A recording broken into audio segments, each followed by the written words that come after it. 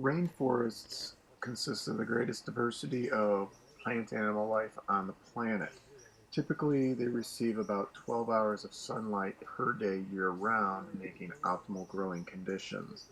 On average, rainforests will receive anywhere from 250 to up to 450 centimeters of rain per year. Despite fantastic growing conditions, the soil is a very nutrient-poor soil. Most of the nutrients leach away and wash away with the heavy rains. When we look at rainforest temperatures, they tend to average around 77 degrees Fahrenheit, ranging between 50 and 95 degrees.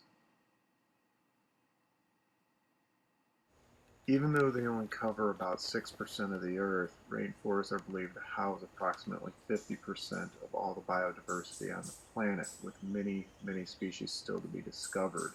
An average hectare, or 2.5 acres of rainforest, can hold up to 300 tree species.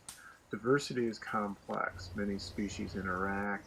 We see plants like the cocoon providing a food source for the agouti. The agoutis eat the nuts that fall to the forest floor.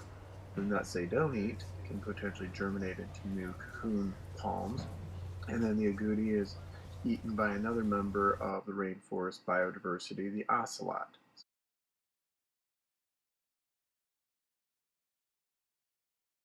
The cocoon seeds not eaten by agoutis are given the opportunity to germinate into new cocoons, increasing the producer base even further.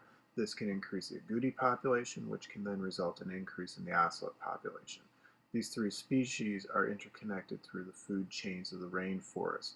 When humans enter the picture, if they alter the rainforest by altering the plant life, the herbivore life, or the predator carnivore life, it can impact the entire dynamics of the rainforest.